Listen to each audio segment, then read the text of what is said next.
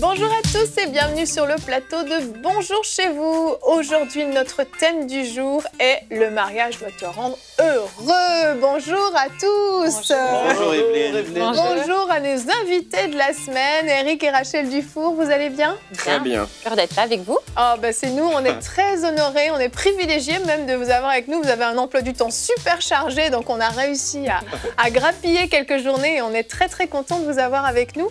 Vous avez un ministère qui s'appelle Cœur de berger. En anglais, c'est Serving Alongside Ministry. Ah, ça, il n'y a pas du tout le mot berger dedans. Ça, je le sais. Et vous opérez vraiment un ministère auprès des missionnaires, des couples pastoraux, des serviteurs de Dieu, en fait, qui sont vraiment impliqués au niveau dans le couple, mais aussi auprès des célibataires. C'est ça? Oui, les deux. Vous avez vraiment, vous portez beaucoup de fruits dans le domaine. On le sait, vous ne le direz peut-être pas, mais nous, on le dira. Et on est privilégiés, comme j'ai dit, de vous avoir. Vous allez faire une rubrique famille aujourd'hui, demain également, pour les couples. Donc, amis qui nous regardez, vous êtes en couple ou peut-être bientôt en couple, parce que c'est très utile aussi de le savoir avant, c'est encore mieux. Vraiment, ne manquez pas cette émission, l'émission de demain, parce qu'il y a des trésors qui vont jaillir de vous. J'en suis convaincue, je vous mets la pression là. Non, pas de pression du tout.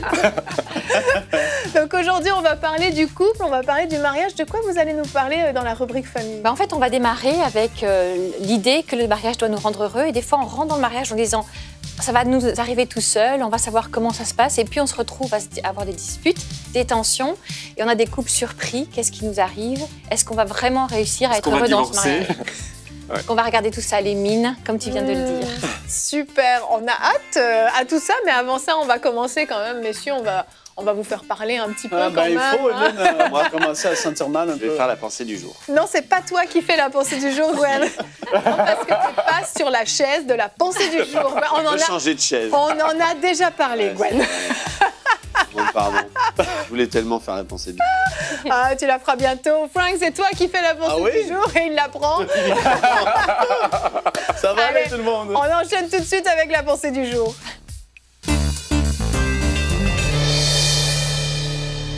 Eh oui, le titre de ma pensée, c'est que c'est génial d'être marié parce que c'est supposé être comme ça, c'est supposé être génial et nous rendre heureux en fait le mariage. Et puis, c'est tout à fait normal que vous recherchez à être comblé dans votre mariage, autant l'homme que la femme, parce qu'on a été créé pour être aimé et pour aimer. Vraiment, Dieu nous a donné cette capacité-là incroyable de pouvoir donner notre amour à quelqu'un et de recevoir de l'amour. Et ça, c'est tellement merveilleux. Et comme j'ai dit, c'est juste pour établir une base. C'est normal que si vous vous sentez dans votre couple, à un certain... c'est ça, il y a un peu vous n'êtes pas complet, vous n'êtes pas heureux pleinement comme vous l'auriez imaginé. C'est normal que vous recherchiez à vivre plus parce que c'est ce que Dieu veut, c'est sa volonté vraiment. Il a fait l'homme et la femme pour pouvoir être ensemble et ça, c'est juste normal. Et donc là, la parole nous dit que heureux l'homme qui trouve une femme vaillante ou vertueuse. Et je pourrais dire la même chose pour les femmes. Si vous avez trouvé un mari qui aime le Seigneur, heureux et béni vous êtes parce que oui, en effet, ça ne court pas les rues partout. Si on a trouvé quelqu'un qui a réussi à combler notre cœur, à vraiment, wow, on s'est dit un jour, je vais passer toute ma vie avec cette personne-là. Vous êtes bénis et vous êtes chanceux. Et là, je peux entendre l'autre côté de l'écran des gens qui peuvent dire peut-être, ben ouais, mais elle est plus trop vaillante ou il est plus trop vaillant et puis il me rend plus trop heureux ou heureuse. Et ça, c'est quelque chose qui vient qu'à ressortir. Mais aujourd'hui, dans cette simple pensée, comme j'ai dit, je veux te rappeler à quel point c'est génial et qu'un jour, tu as dit, devant peu importe qui était là, que tu allais prendre cette femme ou cet homme et que tu allais vouloir vivre ta vie toute entière avec. Ouais. Et moi, je me souviens que ma femme Nadia, elle est tellement belle, elle est merveilleuse. Hein, Alléluia! Alléluia! Moi, j'étais devant Nadia et j'ai pas donné un bec, je l'ai embrassée, je l'ai soulevée dans les airs et ça l'a choqué des gens à qui j'ai montré la vidéo parce que j'étais heureux et je suis encore heureux avec elle. Et je crois qu'elle est heureuse avec moi aussi. Amen. Oui, elle Et puis, non, c'est ça, je veux vous encourager. Souvenez-vous, un jour, vous avez pris cette décision, on va être heureux ensemble. On va passer toute notre vie ensemble. Et c'est normal de vouloir rechercher cet épanouissement émotionnel, physique-là. Et je veux dire que le premier point et le point le plus simple que moi j'ai vu dans ma vie de couple, c'est d'ouvrir le dialogue. Commencez à vous exprimer, parler quand il y a quelque chose, et on le sent, parfois c'est tendu, les gens, le couple, on dirait que c'est sur le point d'exploser à une seconde à l'autre. Il faut commencer à parler, commencer à ouvrir le dialogue et ouvrir votre cœur à votre femme, votre mari. Dites-lui, mais je vis telle chose, telle situation, et il est supposé, ou elle est supposée vraiment tendre l'oreille et dire, OK, je t'aime, je veux pouvoir répondre à tous tes besoins. Recherchez les deux ensemble. Les hommes, humiliez-vous, ne soyez pas des hommes orgueilleux qui ne vont pas parler des émotions, qui ne vont pas dire quand quelque chose va mal. Mais non, au contraire, recherchez à plaire à votre femme parce que c'est pour ça qu'elle est dans ta vie. Tu es appelé à vouloir que ta femme soit tellement bénie et heureuse et vice-versa aussi. Fait qu'aujourd'hui, souviens-toi que c'est génial d'être marié. C'est une bénédiction. Gwen, est-ce que c'est génial d'être marié? C'est fantastique d'être marié. C'est bénissant d'être marié. Et je te laisse avec cette pensée. Souviens-toi du passé. Tu as dit un jour, je vais passer toute ma vie avec toi et je veux pas que ça se termine comme que c'est actuellement, même si ça peut sembler désastreux, ça ne l'est pas. Il y a toujours une solution parce qu'on sert le Dieu des miracles. Amen. Je pense que Frank est heureux d'être marié. Oui, On est content pour toi. C'est clair, on est content pour toi. On se réjouit pour toi, Frank. Non, mais sérieusement, c'est très vrai. Le mariage rend heureux, doit rendre heureux, mais comme tu l'as dit, c'est pas toujours le cas. Et puis bon, là, on le dit en rigolant, mais pour certains, c'est une vraie source de déception, de tristesse, de dépression, même dans certains cas, de frustration, que le mariage, justement, ne les rende pas heureux. On va regarder notre verset du jour qui va nous montrer que normalement, on est censé être mieux à deux que tout seul. Ecclésiaste 4 au verset 9 et 10. Mieux vaut être à deux que tout seul. On tire alors un bon profit de son travail. Et si l'un tombe, l'autre le relève. Mais malheur à celui qui est seul et qui vient à tomber sans avoir personne pour l'aider à se relever. Alors c'est peut-être un verset un petit peu cliché de dire mieux vaut être seul, mieux vaut être à deux que tout seul. Dans le monde, on dit mieux vaut être seul que mal accompagné. Oui, donc, il y a les deux côtés, mais c'est une réalité en fait. C'est vraiment un privilège de pouvoir être à deux, de pouvoir se supporter l'un et l'autre, se porter l'un et l'autre et de s'entraider. Et puis, alors, on tire un meilleur profit de notre travail, ça paraît très marketing, tout ça, mais en réalité, on tire un meilleur profit de notre mariage et on porte du fruit dans notre mariage. Donc, c'est important. Et avant de vous donner la parole, parce que vous avez certainement plein de choses à dire, j'ai un sondage que nous avons fait, que je voulais vous montrer, qui pour moi reflète quand même bien une proportion des couples chrétiens mariés qui ont répondu à ce sondage pour voir justement, nous vous avons posé la question sur notre chaîne YouTube, êtes-vous plus heureux depuis que vous êtes mariés? 60% ont répondu oui, comme Frank, alléluia, vous êtes plus heureux, on se réjouit pour vous. Non, 23%, c'est quand même très énorme, et autant que lorsque j'étais célibataire, 17%. Donc en fait, je vous posais la question en antenne pour savoir, est-ce que je suis dans la bonne direction? Est-ce qu'on doit être plus heureux quand on est marié normalement? Normalement, oui. C'est l'un des objectifs du mariage, de vivre un épanouissement mutuel qui est mutuellement au bénéfice de chaque conjoint. Et ces chiffres sont vraiment tristes parce que ceux qui disent qu'ils ne sont pas plus heureux que quand ils étaient célibataires, c'est comme ça équivaut pour moi à une réponse négative, quoi. Ça veut dire que les raisons pour lesquelles ils se sont mariés n'ont pas rencontré la satisfaction qu'ils pouvaient en attendre. Donc oui, c'est triste. Donc en fait, c'est vrai que le mariage, c'est une idée de Dieu. Donc oui, on est plus heureux à deux. Mais c'est très intéressant ton point aussi parce qu'en fait, beaucoup de couples rentrent dans le mariage avec des attentes que on va être comme Roméo et Juliette, tout va nous arriver dessus, on va tout savoir. Et ils font face à la réalité. Et puis, devant les difficultés, eh bien, ils arrêtent de se battre pour être heureux. Et donc, en anglais, on dit « they settle for less ». Donc, ils s'installent dans une... Pour moins que ce que Dieu veut. Ils baissent leur standard. Voilà, c'est ça. Ça, c'est le premier point super important à garder en mémoire. Vous pouvez toujours avoir mieux, en fait. Dans le mariage, toi, vous êtes tous les deux super heureux dans votre mariage, c'est génial. Mais continuez à grandir parce qu'en fait, il y a une étape suivante que vous pouvez atteindre. Et on n'est jamais arrivé. Nous, on a fait 28 ans cette année. Mais on n'est pas au bout de nos découvertes. Encore, ça nous arrive toujours. Et du coup, les discussions nous permettent nous permettent de grandir en fait. Donc on n'est jamais arrivé, c'est ça qui est beau avec le mariage, c'est qu'on va grandir l'un avec l'autre. C'est intéressant ça, on peut toujours aller plus haut. Toujours plus haut. C'est génial ça. On veut vraiment tordre le cou à cette idée de si tu m'aimais, tu devrais savoir. Tu devrais comprendre spontanément sans que j'ai besoin de te l'expliquer, sans qu'on ait besoin de travailler. C'est assez féminin ça quand même. C'est vrai, c'est très féminin. Bon, j'aurais pas osé le dire, mais tu le dis donc ça va. C'est assez énervant. Et les hommes disent amen. Non, mais il faut pas sortir ça à son mari. C'est pas toujours la réalité. Vous allez le dire, j'imagine. Vas-y, dis-le, mon chéri. En tant qu'homme, on n'arrive pas toujours à comprendre ce qui se passe dans le cerveau de notre femme. Pourtant, c'est simple. Ouais, ben ça n'a pas l'air aussi simple que ça. Je sais pas si c'est si simple. Des fois, ça nous laisse sans réponse. C'est pas simple. Et non, en fait, c'est vraiment un grand danger de penser qu'on peut être heureux sans avoir à travailler. On plaisantait, mais on est mariés depuis 28 ans, et c'est vrai que tous les jours, on travaille sur notre couple. Parce qu'on n'est pas meilleur que les autres, parce qu'on est nous-mêmes passés par des moments difficiles, pour toutes sortes de raisons, comme tous les couples. Je me suis rendu compte qu'elle n'était pas toujours de mon avis, après qu'on se soit mariés. Je trouvais ça étonnant. Et elle, pareil. Donc, en fait, on a dû s'ajuster, comme tout le monde. Et c'est là que ce travail-là ne s'arrête jamais, en fait. Et la notion de, bon, ben voilà, ça y est, on s'aime, donc ça va tout couler de source, c'est un mensonge auquel il faut qu'on torde le cou, au moins aujourd'hui, parce que tout mariage heureux, c'est un mariage qui travaille constamment. C'est un investissement. Oui, voilà. Et pour faire une petite nuance, en fait, le mariage doit, pour moi, mon rôle, c'est de rendre Éric heureux. Et pour lui, son rôle, c'est de me rendre moi heureuse. Et ça, c'est pas toujours le cas. Enfin, on l'a pas toujours compris. C'est parce qu'en fait, souvent les gens rentrent en mariage en disant le mariage doit me rendre heureux. Alors rends-moi heureuse, hein, parce que sinon ça va pas. Si ça marche pas, je m'en vais. C'est vrai. Alors que si on change notre approche, oui, le mariage va nous rendre heureuse, mais mon rôle à moi, c'est de te rendre heureux. Et ton rôle à moi, c'est de me rendre heureuse. Et pour ajouter un petit mot derrière heureux, je pense que sanctification est une bonne idée aussi.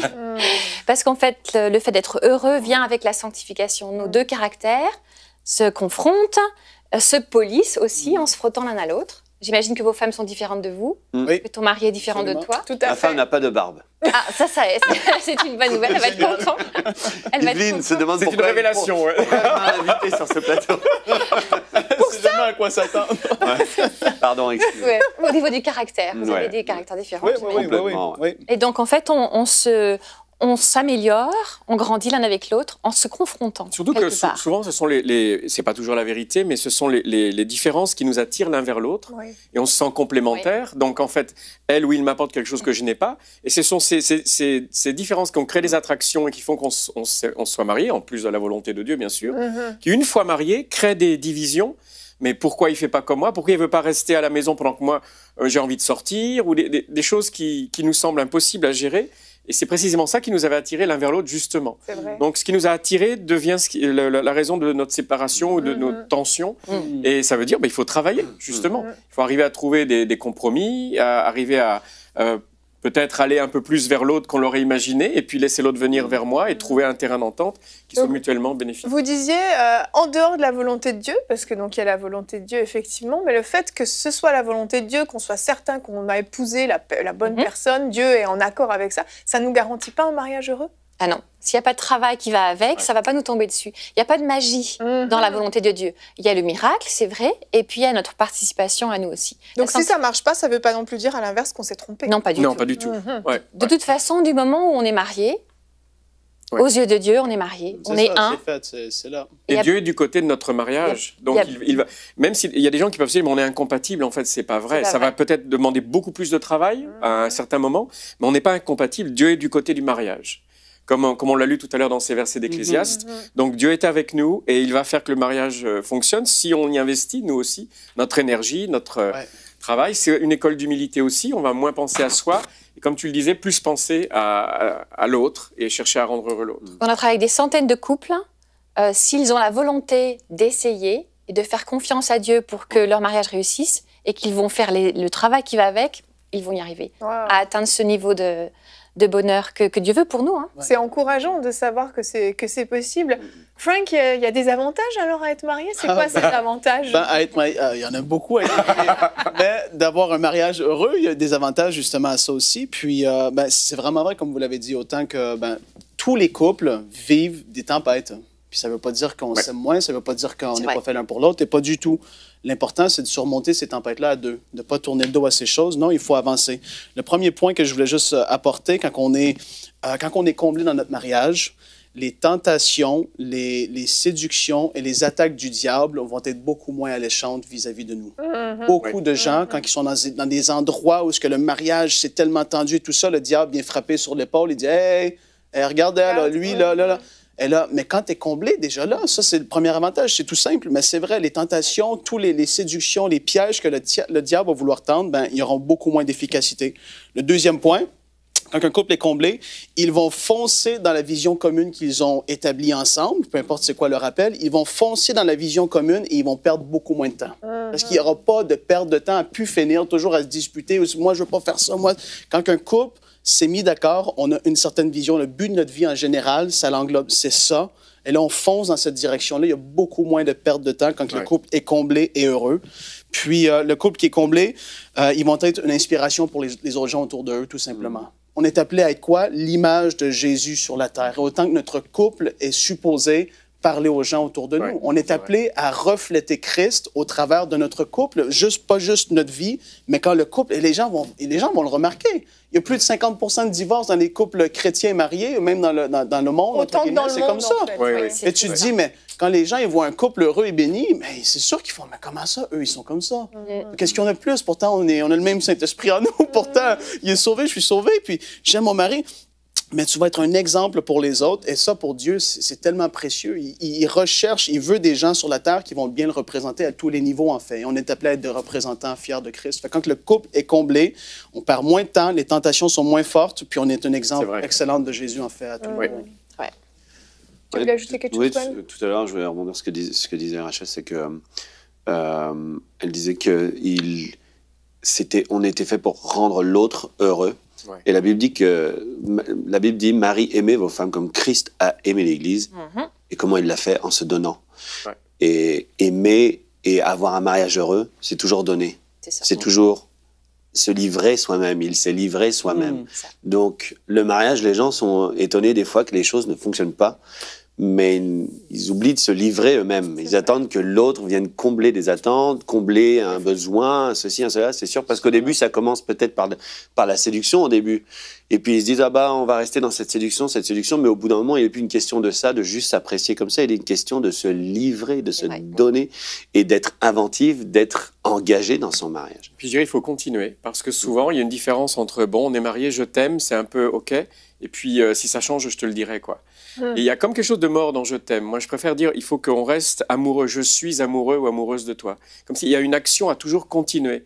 C'est pas parce qu'on s'est marié qu'il faut arrêter de chercher à plaire à l'autre. C'est vrai. Et séduire, c'est pas négatif quand on est marié. J'ai besoin de pas considérer ma femme comme gagnée. J'ai besoin de reconquérir son cœur jour après jour. Il est bien, son chéri. Et en fait, des gens disent, oui, mais maintenant, on est mariés, on est tombé dans de la routine. Alors, ça peut s'expliquer par toutes sortes de choses hormonales, et je ne vais pas l'aborder maintenant, mais avoir le désir de toujours continuer à plaire, comme quand on était fiancés. On se faisait beau, on se disait, bon, je vais voir ma belle aujourd'hui, je veux qu'elle me trouve à mon meilleur. Mais il faut continuer dans cet état d'esprit-là. Je veux continuer de conquérir le cœur de celle avec qui je suis marié, quoi. Amen, amen. On va continuer avec vous, parce qu'on n'a pas fini de creuser ce thème. On va passer à la rubrique famille.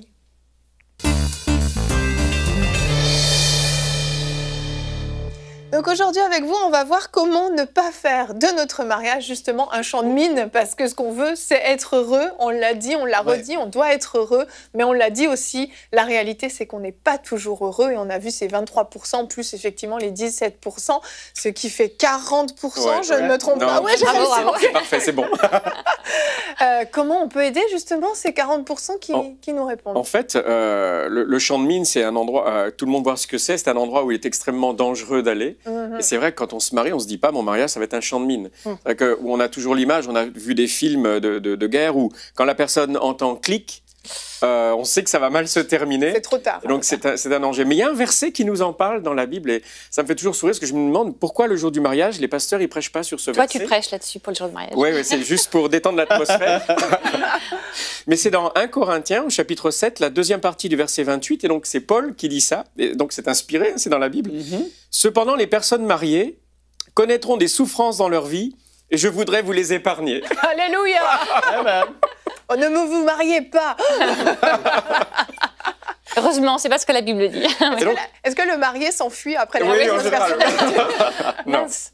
Mais je pense que en même temps, c'est un verset extrêmement sage parce que ça nous prévient d'une chose, c'est que ça me rappelle un petit peu cette parabole des deux maisons. Les deux vont connaître la tempête. La tempête sera épargnée ni à l'une ni à l'autre, mais celle qui a pour fondation le rocher qui est Jésus-Christ, et où le couple a invité Jésus-Christ pour aider à la maison à se construire, bien celle-là, elle résistera. Mais les deux ont des tempêtes à traverser. Et pour ceux qui ont été mariés suffisamment d'années, je pense qu'aucun d'entre nous peut dire « j'ai traversé une vie de mariage sans aucune tempête ». Ou alors c'est que vous ne vivez pas ensemble, ou je sais pas. Mais... Je confirme. Voilà, ça n'existe pas. Donc quelque part, Paul nous prévient de quelque chose qui est vrai. Et la Bible dit la vérité. C'est une illusion de penser qu'il n'y aurait pas de tempête, et c'est aussi un mensonge qui détruit les couples que de penser que s'il y a des disputes, c'est qu'on ne va pas y arriver. Donc c'est vrai que ça va être intéressant d'en discuter aujourd'hui avec vous tous, parce qu'on espère que ça va ouvrir la discussion dans les couples. Effectivement, on a des tensions, regardons qu'est-ce qui se passe en fait en dessous. Mais dans la pensée du jour, tu as soulevé un point qui est super important, la vision commune en fait. Pour pouvoir affronter les tempêtes, il faut être dans la même barque et aller dans la même direction. Parce que oui, la tempête va arriver, mais si on est dans la même barque et qu'on va dans la même direction, avec une vision commune, on a plus de chances de succès en fait. En fait, on a souvent l'habitude de dire que quand on est fiancé, on se regarde les yeux dans les yeux, puis après, quand on est marié, on doit regarder dans la même direction. Bon, faut quand même continuer à se regarder dans les yeux. Ça, c'est vrai. Très important pour maintenir justement ce lien d'amour. Mais on sait qu'on va dans une direction qu'on a choisie ensemble et on grandit tous les deux. Donc en fait, au niveau spirituel, c'est intéressant d'en discuter. Quel est votre désir d'investissement dans votre vie chrétienne, dans votre vie à l'église, dans un service, dans un ministère? Quel est votre niveau d'investissement que vous êtes prêt à donner ensemble, individuellement et ensemble? À quoi ça va ressembler pour toi? À quoi ça va ressembler pour moi? Et à quoi ça va ressembler pour nous ensemble? Donc on va continuer dans les maths, puisque tu faisais des maths. En fait, nous on le représente comme ça. Une brillante mathématicienne. Ouais, tu vas voir nous aussi. Tu es pas seul. Je pense que sur le plateau, on est tous les deux de brillants mathématiciens. Vas-y. Et j'ai mis au point quelque chose que j'appelle le 1 + 1 = 1. Donc tous les matheux vont apprécier. Effectivement, voilà. Je suis pas très bonne en maths, mais je pense qu'il y a une erreur. C'est ma plus belle équation, celle dont je suis le plus fier. C'est vrai. Qu'est-ce que ça signifie alors? En fait, les deux ronds de couleurs que l'on voit représentent les deux individualités. Par exemple, mon épouse et moi, chacun de nous avons un appel sur notre vie. Et cet appel restera vrai jusqu'au dernier de nos jours. Alors, qu'est-ce que j'appelle un appel? C'est une passion, quelque chose qui brûle dans notre cœur. Qui nous fait vibrer. Qui nous fait vibrer. Si je regarde en arrière, je me dis, voilà, c'est ça. Chaque fois quand je sens le feu du Saint-Esprit en moi, c'est quand je fais telle ou telle chose. Ou bien si je regarde vers l'avenir, je ferme les yeux, qu'est-ce que j'aimerais faire dans un monde idéal, dans 1 ou 2 ans? Voilà, il y a une ligne directrice, c'est mon appel, c'est ce qui brûle dans mon cœur. Ça peut prendre des formes différentes, mais il y a souvent un fil conducteur, c'est vraiment ça que j'ai en moi. Et ma femme en a un qui est aussi le sien. 1 + 1. La petite zone d'intersection entre les deux cercles, oui, c'est toujours très géométrique. En fait, c'est la partie que l'on vit ensemble. Il y a des années, quand Rachel et moi étions pasteurs en France, j'étais beaucoup plus visible qu'elle parce que Rachel élevait nos 5 enfants et nos 5 garçons. Donc j'avais un rôle. Rien que ça. Que nous avons eu en 6 ans et demi, donc on était occupés. Rien que ça. Wow. Génial. Ils sont super. Et donc, si on avait regardé une photo de nos deux cercles, l'intersection était existante, mais finalement, elle était un petit peu comme sur la photo, pas très grande, parce que j'avais une vie publique de ministère beaucoup plus présente et ma femme beaucoup plus cachée. Ça ne veut pas dire qu'elle n'en avait pas une, bien entendu. Oui, tout à fait. Par contre, aujourd'hui, si on faisait la photo de ces deux cercles, ils sont quasiment entièrement recouverts l'un l'autre, parce qu'on a une zone de travail ensemble qui est plus grande. Par contre, le 1 + 1 = 1, c'est le 3e cercle, celui qui enveloppe. C'est la direction commune. C'est en fait la fusion de nos deux appels. C'est quoi l'appel de Dieu sur votre couple? Ça ne veut pas dire le temps forcément que vous passez ensemble à servir, mais la raison pour laquelle Dieu a voulu que vous soyez ensemble et fassiez un pour le servir. Il y a forcément un appel commun? Oui, il y a forcément une direction commune. C'est pas, ça va pas être on va te servir et faire la même chose ensemble, mais il y a une direction commune. On est là pour aider ceux qui sont délaissés, on est là pour apporter le salut à ceux qui en ont besoin, on est là pour démontrer de la compassion et de l'amour autour de nous. Ça peut être quelque chose de général, mais c'est comme un phare en fait. On reprend l'image de la tempête. À quoi sert le phare dans la tempête? À nous assurer qu'on va arriver au port et qu'on va pas s'échouer sur les cailloux. Je suis pas une spécialiste, mais ça m'a l'air d'être ça. On a vécu en Bretagne un peu, il y a de très beaux phares. Les Bretons. Et voilà, donc c'est la direction dans laquelle on va, commune. Et ça nous permet de rentrer dans les moments de tempête sans paniquer, parce qu'on sait que Dieu est là et on va y arriver. Ça, vite fait, juste un petit commentaire. Il y a beaucoup de gens, je pense, la femme va se dire, je dois faire ce que mon mari fait. Si mon mari prêche, je sais pas. Et ça, je pense que ça vient de casser beaucoup de mentalités qui sont fausses parce que ça enlève beaucoup de pression aussi. De dire, non, j'ai un appel, on en a une, mais je suis pas obligé de faire ce que lui fait ou vice-versa. Ouais. On fonce dans une direction, mais c'est pas la même chose qu'on est appelé à faire tout le temps. Tu dis quelque chose de très beau. Une fois, on aidait un couple, lui était un évangéliste et puis l'épouse, une infirmière. En fait, tous les deux avaient une vocation d'amener le salut à ceux qui étaient dans la mort, dans la détresse. Oui. Lui le faisait en tant qu'évangéliste, prêchait le salut aux âmes perdues. Et elle le faisait, elle était dans un service de fin de vie. Eh bien, elle avait, par son témoignage, par son affection, elle amenait aussi des gens au salut. C'était avant d'entrer dans l'éternité. C'était le même appel, mais avec deux fonctions complètement différentes. L'une s'exerce dans l'Église avec l'évangélisation, l'autre dans un hôpital au travers de son service d'infirmière. Et l'un soutient l'autre dans la même direction. Donc c'est vrai que des fois les appels sont communs, mais pas tout le temps. C'est même la plupart du temps, c'est pas des appels communs. Ce sont des appels qui vont dans la même direction. D'accord. Et ce fameux chant de mine, on en a un petit peu parlé au début, mais je pense que vous avez encore plein de choses à nous dire sur ce chant de mine. Ouais, le chant de mine, il fait peur parce que, et on peut regarder l'image si vous voulez, qu'on trouve très rigolote du chant de mine. En fait, on se demande comment est-ce qu'on va réussir à s'en sortir. On avance à tâtons, on avance en ayant peur, ça sent pas bon et ça explose entre nous deux. Oui, en fait, comme je le disais, quand on entend clic, on a tous dans notre couple des sujets où si on entend clic, on sait qu'il n'y aura pas moyen de s'en sortir sans qu'il y ait une dispute. Alors, par exemple, l'argent, la sexualité, la belle-mère, les tâches ménagères, comme ça, juste comme ça. Juste au hasard. Les enfants. Voilà, juste au hasard. Juste au hasard, comme ça. Et cette image nous est venue parce qu'on a travaillé dans un pays d'Asie du Sud-Est, un moment dans notre vie, pendant 8 ans, un pays qui a beaucoup d'engins qui n'ont toujours pas explosé, de mines. Et une fois, donc, on faisait du développement dans ces villages. J'arrive dans un village et on voit un village très, très pauvre. Et après, les palabres habituelles pour dire bonjour, comment vous allez, etc., on leur demande, mais pourquoi vous ne cultivez pas les rizières? Et ils nous ont dit, mais on ne peut pas, parce que la dernière fois qu'on a essayé, quelqu'un a buté sur un engin et a explosé. Et donc, il y a des morts, il y a des blessés. Wow. Et donc, ces gens, littéralement, mouraient de faim quasiment. Et c'était affreux, c'était des chasseurs-cueilleurs, mais ils ne pouvaient pas exploiter leur rizière. Et donc, on a fait venir une entreprise spécialisée qui a retiré ces engins explosifs de la rizière. Et après, c'est devenu un village vraiment qui s'est développé, où les enfants étaient bien nourris, les parents aussi, etc. Et j'ai eu une vision du couple, souvent. On vit pauvrement dans notre couple, on s'installe pour moins, on a plein de deuils que l'on intériorise, on se dit mince, quand on s'est marié, moi je rêvais de ça. Et puis finalement, j'ai l'impression, au bout d'un an, des fois ça vient très vite, finalement c'est pas pour nous. Et on accepte toutes sortes de deuils qui fait qu'on meurt petit à petit et que quelque part on a de moins en moins d'oxygène. Et comme tu dis, on va aller être tenté à regarder ailleurs parce que quand on n'a pas d'oxygène, on a quand même encore besoin de respirer. Et c'est dangereux de se dire, mais en dehors, je respirerais mieux, quoi. On s'installe dans le moins, alors qu'en fait, ce que Dieu veut vraiment, c'est qu'on repère ces engins et qu'on apprenne ces thèmes qui sont des mines, qu'on apprenne à les aborder ensemble et puis à aller plus loin, à les retirer en fait de notre mariage. Quand ça fait mal, on a peur et on les évite, comme tu as dit. En fait, ça nous crée des tabous entre nous, des zones de... On ne parle plus jamais politique parce qu'à chaque fois qu'on parle politique, on se dispute, donc on n'en parle plus, par exemple. Et donc, quand on choisit de laisser grandir un tabou à l'intérieur, en fait, ça nous éloigne l'un de l'autre. C'est comme si on crée des zones mortes, en fait, dans notre jardin. Le danger d'un tabou, c'est qu'il commence toujours par une bonne intention. La dernière fois qu'on a abordé la belle-mère, par exemple, ça y est, on s'est disputé. Donc, j'ai plus envie d'avoir mal, j'ai pas envie de faire mal à ma femme. C'est ça. Et qui peut être contre ça? C'est presque logique, en fait. Presque logique, oui. Personne n'aime avoir mal. Ça semble une bonne idée. Oui. Donc, je vais mettre un petit drapeau dessus. Ce sujet-là, on n'y touche plus. Et ça semble marcher, puisqu'on se dispute plus. Et oui. Sauf qu'en fait, on n'a rien réglé du tout. Simplement, on évite. Et c'est comme le cancer qui ne reste pas sur une seule cellule, mais se multiplie à d'autres. Le tabou, puisque ça semble marcher, on va l'étendre à plein d'autres domaines. Et à la fin, on a entre les deux un champ avec des petits drapeaux qui disent ça, on n'en parle pas, ça, on n'en parle pas, ça, on n'en parle pas. Et on est comme des colocataires. On va gérer les enfants, on va parler de qui est-ce qui fait les courses, qui est-ce qui emmène le petit dernier au judo, ou je ne sais où. Mais on n'a plus la plénitude de ce que Dieu veut que l'on vive dans le cadre du couple. Ça, c'est un vrai problème quand même. Les couples colocataires, il y en a énormément. Oui. C'est terrible.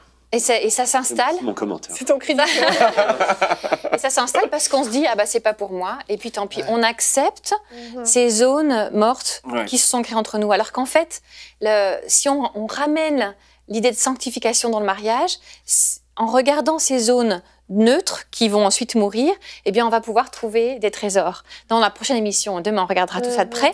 Mais c'est vrai qu'il faut changer l'image, changer la conception que ne devrait pas y avoir de zone de tabou entre nous. Ça doit sentir bon toujours entre nous. Et s'il y en a, c'est qu'on a un problème. Non. S'il y en a, c'est qu'il va falloir qu'on creuse pour trouver la solution et qu'on va grandir, on va en sortir grandi. Prenons l'exemple de la belle-mère, très rapidement.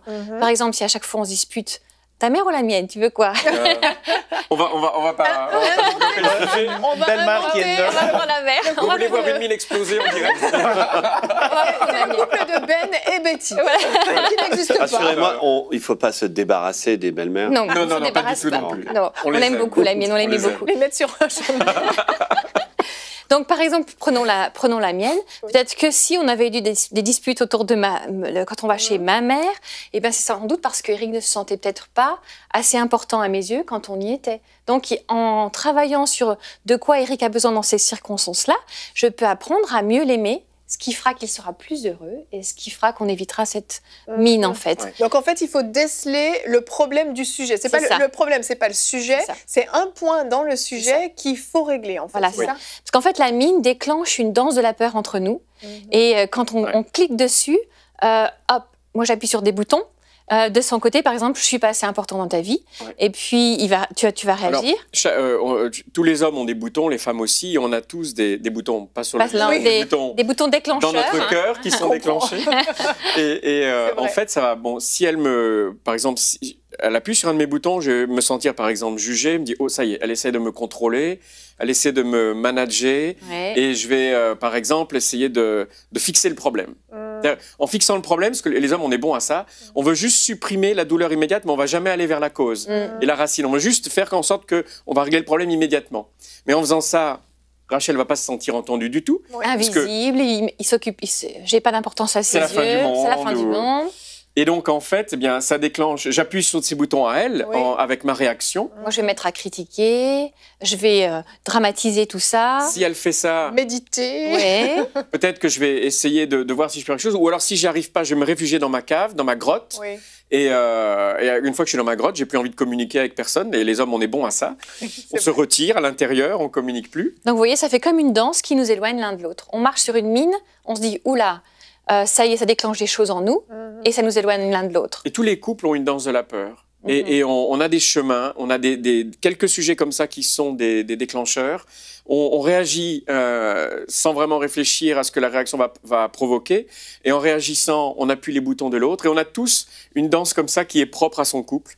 Et c'est comme un petit peu quelqu'un qui appuie sur le bouton d'une arme atomique, qui dit « Oh, ben non, je voudrais changer d'avis. C'est trop tard. » C'est trop tard. La réaction en chaîne a démarré, et quand on entre une danse de la peur, à chaque fois, ça se terminera avec de la douleur de chaque côté, et se dire « Bon, là, vraiment, on arrête ce sujet-là, on va plus jamais y toucher. » Donc, on vous promet qu'on va vous montrer comment faire pour pouvoir trouver les trésors. On veut désamorcer les mines, on veut faire une danse de la joie. Dans 1 an ou 2, on teste comme ça. Ah, OK. C'est dans l'émission de demain. Dans l'émission de demain. Je veux rassurer tout le monde. Dans l'émission de demain, mais déjà pour aujourd'hui, l'idée c'est de comprendre que la dispute n'est pas négative, mais va mettre l'éclairage sur un point, un trésor en fait qu'on va pouvoir chercher à découvrir. Et en l'abordant comme étant une occasion de grandir. Un jour, on avait un couple devant nous qui ne s'était jamais disputé de leur vie. Jamais. Non. Si. Plus de 30 ans de mariage, je crois. Enfin, c'était un grand chiffre. Je crois, Mais c'est presque pas normal, ça. Eh ben, exactement. Tu as raison. On a dit, on va s'occuper de vous. Et on a appuyé quelques boutons, clac, clac, clac. Et en fait, on les a fait se disputer devant nous. La première fois en 24 ans. Ah, c'est sympa de travailler avec vous. C'est bien, vous voulez vous voir, vous allez être contents. Si vous voulez vous disputer. Allez voir les discours. Mais en fait, ils avaient tellement peur de blesser l'autre qu'ils vivaient dans des espèces de vases où personne jamais n'osait dire quoi que ce soit d'importance à l'autre. Et en fait, ils étaient remplis de frustration. Et on ne grandit pas dans ces cas-là. L'un comme l'autre. Donc, on s'est dit, il faut percer les poches d'abcès, là. Donc, on sait faire. On les a amenés à créer une crise et on a percé les abcès. Et après, ils se sont rendus compte qu'ils avaient survécu. Parce que l'idée, c'est de transformer la carte qui marque les mines en carte au trésor. Dans notre famille de mon côté catalan, il y a un trésor dans la famille et on a une carte au trésor et tout le monde rêve d'aller déterrer le trésor. C'est vrai, c'est l'histoire vraie. S'il existe un jour.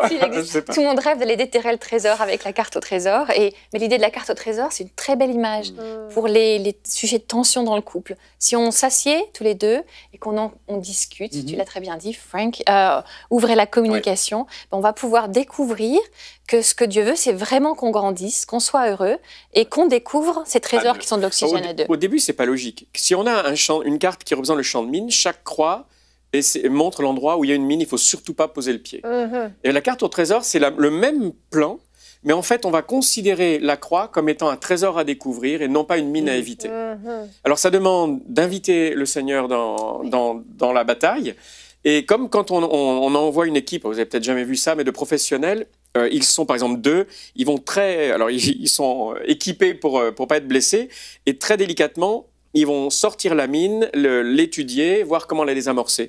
Et bien, dans la carte au trésor, c'est pareil, on va se dire, on se dispute toujours. Sur tel point. Seigneur, aide-nous à comprendre d'où est-ce que ça vient.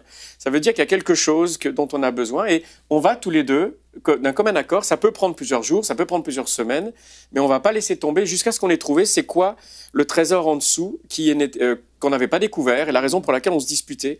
Sans doute quelque chose de très important en dessous pour toi ou pour moi ou pour tous les deux. Donc en fait, entre aujourd'hui et demain, vous pouvez demander à vos femmes s'il y a des sujets qui vous semblent être tabous. C'est quoi les miennes? Invitez les Dufour à manger, on va bien se disputer.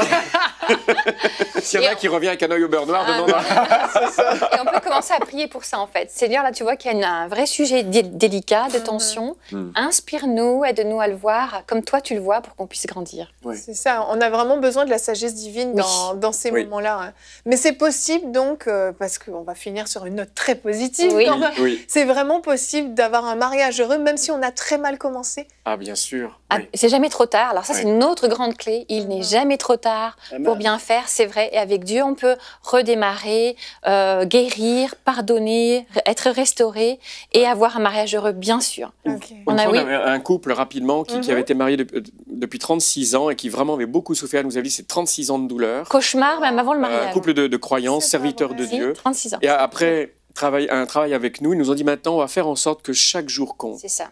Et ils ont vécu un jour à la fois et ils étaient transformés à tel point que leurs enfants, déjà adultes et eux-mêmes parents, nous ont un jour contactés pour nous dire mais toute notre vie on a prié pour que nos parents soient heureux et maintenant, elle le disait en larmes, comme maintenant ça y est, enfin. On les voit heureux et le bonheur des parents, donc déjà âgés, a emmené des guérisons et des bénédictions sur les enfants et petits-enfants.